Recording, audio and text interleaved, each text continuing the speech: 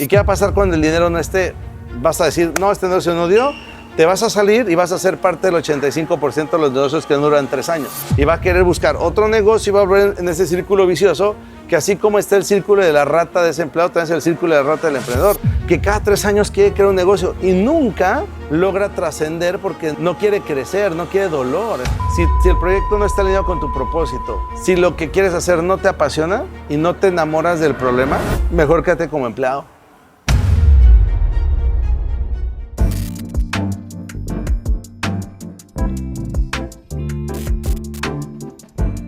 Bienvenidos al podcast donde se construye más que edificios. Acá hablaremos de arquitectura, negocios y liderazgo. El día de hoy tengo el honor de poder conversar con Marco Lezama. Marco, muchísimas gracias por la invitación. ¿Cómo estamos? Qué gusto estar aquí contigo. Todo muy bien. Para la gente que no te conoce, quisiera que nos puedas decir quién es Marco Lezama. Bueno, Marco Lezama es un emprendedor por convicción, empresario en varios tipos de negocios. Actualmente me dedico mucho a todo lo que es la parte de marketing digital, consultoría de negocios y educación. Soy de México, pero vivo actualmente en Colombia, resido en Colombia y nada, apasionado por generar valor en todo lo que se puede. Buenísimo, Marco. Marco, quiero hacerte una consulta para toda la gente que nos ve. ¿Cuántas empresas diriges actualmente? Mira, actualmente, realmente como corporativo, tenemos un corporativo que tiene varias empresas. Nosotros vamos dividiendo toda la estructura dependiendo el giro del negocio. Es decir, tenemos una empresa que hace todo lo que es pauta digital, es una agencia de marketing digital y esa es una empresa que tenemos una razón social. Después tenemos otra empresa que es la encargada de todo lo que es la parte de educación y esa es otra empresa que está en Estados Unidos. Tenemos otra empresa que es la que hace toda la parte de consultoría de negocios.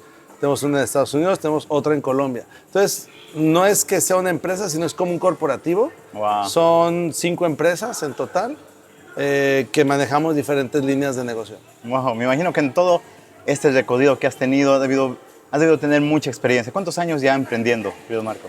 Mira, mi primer emprendimiento como emprendimiento fue cuando tenía 15 años. Estamos hablando de hace 33 años. Wow. Ese emprendimiento fue en México. De ahí pues paré un poco a los 15 años y volví a hacer todo el tema de emprendimiento a los 25 años, que fue cuando migré de México a Colombia y empecé ahora sí en forma hace realmente en el 2003, o sea, estamos comiendo hace 22 años haciendo ya, dedicándome 100% a lo que es negocios y emprendimientos. Y en todo este recorrido, querido Marco, del tiempo que nos mencionas, ¿cuál ha sido el error más caro que has cometido al momento de querer emprender? Bueno, el error, yo creo que pensar en un solo tipo de error es un poquito de error. O sea, sería un error decir que hay una sola cosa, porque las causas son múltiples. Pero yo creo que el más caro es no hacerle caso al modelo de negocio. O sea, cuando tú estructuras todo y lo pones en un Excel, si en Excel te dice que no da, 100% seguro no va a dar. Porque cuando en Excel te dice que sí da, con 50% de probabilidad funciona, porque hay otras variables del mercado que tú no controlas. Claro. Pero cuando Excel te dice que no da, pretender que por inercia, por impulso, por emoción va a cambiar la restricción es totalmente equivocado. Entonces, es no perder rápido. Creo que el error más grande de un emprendimiento es no saber perder rápido. ¿Y tú crees, pero en el proceso que vamos creciendo, vamos madurando el tema de esta idea? Porque hay mucha gente que al momento de emprender, abrir un negocio, se lanza, ¿no? Sin hacer un análisis previo. ¿Tú crees que es vital poder hacer ese análisis? Yo creo que es como, de alguna manera vamos a pensar, voy a hacer como un símil con la parte de construcción. Tú no arrancas a construir un edificio sin primero hacer un estudio de suelos. Claro. Es como la parte inicial, es como el que arranca y dice, listo, aquí vamos a construir el edificio y empiezan a hacer los cimientos, pues posiblemente el error más caro es no haber hecho el uso de suelos para ver antes de qué puedes construir y qué no se puede construir en ese terreno. Yo creo que Claro. es el mismo ejemplo porque al final un modelo de negocio son los cimientos de un proyecto. Entonces, no hacer una investigación es como el gran error de no hacer un estudio de uso de suelos, ¿no? Me comentabas, hablando de manera interna, que una de tus pasiones también es la arquitectura. Me mencionabas eso.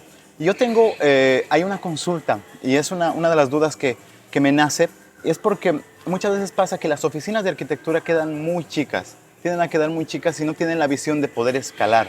¿Cómo tú podrías escalar oficinas de arquitectura? ¿Cómo se podría escalar una oficina de arquitectura? Mira, pensar un solo camino creo que es un error. Hay muchos caminos para llegar al mismo destino. Eh, yo creo que el problema más grande de todo lo que tiene que ver con la arquitectura es que una cosa es el diseño per se y otra cosa es la funcionalidad con buen gusto. Y creo que eso es una de las grandes limitantes que hace que un despacho sea muy artístico. Todo lo que es la gente que tiene un desarrollo del lado derecho, que es la parte creativa, la parte de innovación, que es donde está la parte de la arquitectura, se van mucho a la parte romántica del diseño. Entonces, van mucho a que algo sea lindo, sea estético, gane un premio, tenga fotos, pero no se van a lo que necesita el otro lado, que es la funcionalidad. Entonces, Claro. ¿por qué hablo de ese ejemplo? Porque yo creo que, por ejemplo, un gran error de los temas arquitectónicos es que van a la perfección. Y hacer todo al 100% de perfección no es rentable. Porque tú podrías hacer algo al 85, al 90% y puedes producir 3 veces más que si vas al 100. Entonces Claro. hay un problema de exceso de perfeccionismo y ahorita creo que sobre todo que no es pensar en lo que el arquitecto quiere hacer, es pensar en lo que la gente quiere utilizar. Entonces, si se dedicaran a investigar más a la persona, podrían hacer mucho más cosas. Yo creo que ahorita con inteligencia artificial se pueden hacer cosas espectaculares que evitara ese proceso de creación, que es lo que hace la parte romántica, ¿no? El artista no le gusta hacer 100 piezas, le Claro. gusta hacer una obra de arte. El problema es que una obra de arte, pues solo la pueden comprar alguien una vez, pero 100 piezas artísticas la pueden comprar 100 personas diferentes y la puedes volver a... O sea, te voy a poner un ejemplo claro. Yo creo que durante muchos años el único artista que ha logrado hacer marketing y ha logrado escalar se llama Brito. Porque el tipo se salió de vender cuadros y obras a vender cojines, tapetes, portavasos, tazas. Pues metió su diseño en todos lados. Y eso es lo que lo hizo que él hoy dejó de pintar, pero sí está facturando todos los días, ¿no? Claro. Pero ¿tú crees que no se pierde la esencia de la arquitectura cuando hacemos, por ejemplo, un arquitecto puede llegar a vender, digamos? Porque muchas veces pasa que ese estigma de decir que el arquitecto es artista, no es emprendedor, ¿no? Pues lo que es que el artista tiende a tener dos problemas grandes. Uno, solo hace obra para seguir haciendo obra. Entonces, ¿por qué busca trascender? O sea, el artista lo que más busca es dejar un legado, dejar un masterpiece, ¿no? Dejar algo que todo el mundo lo recuerde. Pues eso es muy, muy bohemio, eso es muy romántico, pero eso no es emprendimiento, eso no es negocio. Y si tú no le metes el factor rentabilidad a cualquier cosa que hagas, pues siempre vas a caer en el tema de las piezas únicas y demás. Yo creo que entre más... O sea, yo, por ejemplo, soy amigo de que una casa de interés social podría tener un buen diseño. Claro. Y eso se multiplica por miles. Entonces, no necesitas una pieza única, necesitas algo tan bien creado que se pueda multiplicar en 1000 veces. Eso es una forma de pensar en un arte masivo, no en una pieza única que esté como el Empire State o como la Torre Eiffel o como la Estatua de la Libertad. Podría ser miles de obras maestras, ¿no? Claro, claro, sí, y tú tienes mucha razón al hablar de esto, y eso me lleva a hablar un poco sobre la visión. ¿Tú crees que es vital poder tener una visión clara? Por ejemplo, hay terrenos que nadie le ve nada, nadie le ve futuro, pero donde hay personas que sí le ven mucho futuro y convierten ese terreno en una mina de oro. ¿Tú crees que eso es vital, el tema de la visión? Hay muchas cosas que corren alrededor de que un terreno pueda ser exitoso o no. Sabemos que hay 7, 8 componentes que hacen que una ubicación funcione o no. Depende uno de las vías. No es lo mismo un tema esquinero que un tema a media cuadra. Depende mucho si es una intersección donde hay un eje crucial o donde hay transporte público, donde hay un metro, una estación de metro. Depende si es una zona comercial o es una zona residencial. Depende del mismo suelo el que te dice qué puedes hacer. Depende mucho también del entorno. No es lo mismo un local rodeado de oficinas corporativas que un local rodeado de casas en un suburbio totalmente abandonado. O sea, no es únicamente el terreno. Lo que sí es cierto es que más del 90% de la gente no es capaz de imaginar lo que podría pasar. Es ahí donde el visionario puede imaginarse sin que exista, soñar con ver ahí un edificio y lo puede llevar. Ahora, normalmente el tema es que las propiedades inmobiliarias no es un negocio de días o de semanas, es un negocio de años. Y eso se da, la plusvalía misma existe simplemente cuando pasan décadas, no cuando pasan años, ¿no? Entonces, se puede, pero yo creo que la gente sí es muy visionaria. Yo creo que los grandes desarrolladores y los grandes, vamos a poner así como los grandes referentes del tema inmobiliario, piensan en 30 años, ¿no? Si tú no tienes visión a largo plazo, yo me acuerdo, hay zonas que uno dice, eso era un basurero. En México mismo hay un lugar que se llama Santa Fe, eso era un basurero, era donde la gente iba a tirar basura, y alguien vio la visión, compró un basurero, y hoy Santa Fe puede ser de los sectores más caros de México, y abajo hay un basurero, ¿no? O sea, totalmente, es un tema de visión. Y esto me lleva mucho al tema de el error más común. Tú que has asesorado a tantos emprendedores, tantas personas que están en este decodido, ¿cuál crees que es el error más común que un emprendedor puede cometer? Fuera del que te hablé de modelo de negocio, yo creo que y ese es un mal del emprendedor per se, es el que es muy egocéntrico, ¿no? El que cree que ya sabe. Es como el que empieza a ir al gimnasio, lleva 3 meses y él ya jura que sabe cómo entrenar. Entonces aparece alguien que a 20 años y dice, oye, ten cuidado porque la puede decir, no, yo sé cómo es. Y a los 3 meses está lesionado porque usó mal el aparato. O sea, el problema es que cuando tú eres emprendedor, te apasionas tanto por tu proyecto que no escuchas. Pierdes el talento de escuchar. Y creo que el cansancio que va pasando después de que emprendes y luego entras al valle de la muerte y más, ese agotamiento de que estás frustrado es lo que te hace que la boca se cierre más y el oído se abra más, ¿no? Y ese es el tema del cambio de emprendedor. Otro es que es capaz de escuchar, mientras que el emprendedor está convencido de que no, a mí no me va a pasar, ese es mi negocio.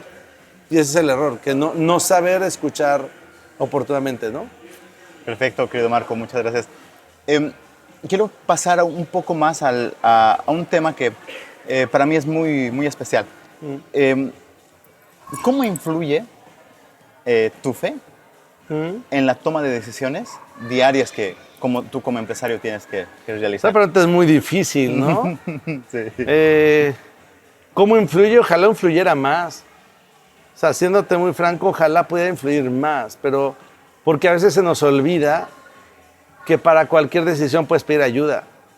Y lamentablemente uno va a la ayuda cuando tomas una mala decisión, ahí vas a búsqueda de esa fe para ver cómo resolver un problema. Yo creo que si uno se dedicara a todos los días entregar todo en manos de Dios y poder pedir guía, muy posiblemente evitarías muchos errores. Entonces, creo que arrancar el día destinando un poquito de tiempo a esa conexión personal te da un poquito más de luz. Por lo menos vas más en una dinámica de ir en ese discernimiento, de ser más sensible. Yo creo que lo que te puede pasar es mayor sensibilidad para decir, déjame pensarlo. A veces somos muy rápidos si quieres decir sí o no, cuando esa es la respuesta correcta es no sé. Claro. O déjame pensarlo y déjame meditarlo, déjame orarlo, déjame consultarlo con Dios. Pero a veces por el tema del afán tomamos decisiones que son decisiones que vienen desde la racionalidad, no desde la espiritualidad. Entonces, sí. Creo que eso es lo único que hago, pero creo que me gustaría ser más, mucho más prudente a la hora de tomar decisiones. Sí, creo que es un tema, como tú mismo decías, muy complejo, pero creo que todos, en algún momento incluso se ha llegado a pensar que el emprendedor no debería tener esa relación, o Dios no tendría que tener ningún tipo de relación, o la fe, con el tema de hacer negocios, por ejemplo, ¿no? ¿Tú qué opinas de eso? Yo creo que el que opina eso es que realmente no ha leído el libro que habla más de negocios en la vida, que es la Biblia. O Claro. sea, es querer tapar el sol con un dedo. O sea, se habla más de abundancia, prosperidad. Es más, el primer mandamiento es fructificar. Y es el mandamiento que le dieron a Adán y Eva, es fructificar, es dar fruto, es dar resultado. Dar fruto es ser rentable. Y ser rentable es tener un negocio. O sea, no hay manera de ser rentable con el altruismo. O sea, claramente hay que ser una persona generosa, pero ningún mandamiento te dice más que tienes que ser rentable. O sea, si Dios te dice, tienes que ir y ser rentable, dices, ¿Cómo puede ser rentable si no es a través de un negocio, ¿no? Entonces, y habla de los talentos. Y hay un montón de ejemplos que se habla de la explicación de cómo alguien que tiene esa motivación en tomar una decisión de arriesgar todo por un proyecto, una idea, pues es una persona con mucha fe. O sea, yo no conozco a nadie con más fe que un emprendedor. O sea, está convencido que su negocio va a funcionar. O sea, eso es un acto de mucha, mucha fe, certeza de lo que se espera, convicción de lo que no se ve. Es el que dice, sé que mi proyecto va a funcionar. Una cosa es el ego, pero otra cosa es la convicción, ¿no? Claro. Y eso, yo creo que los negocios es parte del proyecto por el cual tú haces que las cosas generen valor, ¿no? Marco, realmente lo que tú dices es muy, muy cierto. Y a mucha gente, yo creo que le va a ayudar muchísimo esto. Querido Marco, para terminar, quisiera que le puedas dar un consejo a aquel emprendedor que dice, quiero abrir mi negocio, quiero empezar mi negocio. Mira, no te voy a dar un consejo, te voy a dar una guía, que creo que es lo que puede funcionarte mejor. Mira, lo primero, y te voy a decir lo que yo haría si quisiera emprender un negocio. Lo primero es, si yo puedo vincularme en esa idea de negocio que tengo. Quiero montar un restaurante, por ejemplo. Lo primero que yo haría es volverme un colaborador o un empleado en un restaurante. ¿Por qué? Porque eso es una maestría acelerada sin costo, ¿no? O sea, un mes, con que tú estés 15 días en un restaurante, al día 16 sabes si quieres hacer un restaurante o no.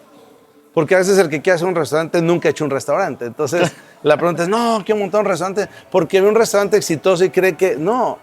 Entonces, primero es métete a entender realmente cómo es. Segundo, haz obviamente el modelo de negocio. Y tercero, prepárate a perder rápido. Prepárate a entrar en una zona que se llama medida de la muerte. Prepárate a tener problemas de liquidez. Prepárate a ese proceso que se llama crecimiento. Porque el crecer duele. Y si tú no haces para terminar un proyecto que tiene que ver con tu propósito, cuando no veas dinero vas a abandonar, porque estás haciendo un emprendimiento por dinero. ¿Y qué va a pasar cuando el dinero no esté? Vas a decir, no, este negocio no dio, te vas a salir y vas a ser parte del 85% de los negocios que no duran 3 años. Y va a querer buscar otro negocio y va a volver en ese círculo vicioso, que así como está el círculo de la rata desempleado, también es el círculo de la rata del emprendedor, que cada 3 años quiere crear un negocio y nunca logra trascender porque no hace la curva, no quiere crecer, no quiere dolor, entonces evita el dolor. Entonces, cuando vuelve a arrancar, pues va a ser un permanente flujo. Entonces, si el proyecto no está alineado con tu propósito, que es algo que aunque no ganes dinero, pero por lo menos te sientas bien, tarde o temprano vas a seguir sembrando y vas a terminar cosechando. Entonces, mi consejo al final es, si lo que quieres hacer no te apasiona y no te enamoras del problema, porque la solución es tu proyecto, enamórate del problema, el problema es lo que tú tienes que resolver. Mejor quédate como empleado, te la vas a pasar mejor, no te tienes que preocupar las quincenas, solo cobras, no tienes que pagar impuestos, no tienes que pagar renta, no tienes que pagar nómina, no tienes que pagar proveedores, o sea, evítate ese dolor de cabeza y sé un gran empleado, ¿no? Querido Marco, muchísimas gracias. Bueno, gracias con mucho gusto. Por estar acá, por aceptar la invitación. Y pues nada, este espacio lo hemos creado justamente para hablar de emprendimiento, para hablar de negocios, de arquitectura y sobre todo igual de liderazgo. Bueno, muchísimas gracias. Un saludo a todos. Buen día. Gracias.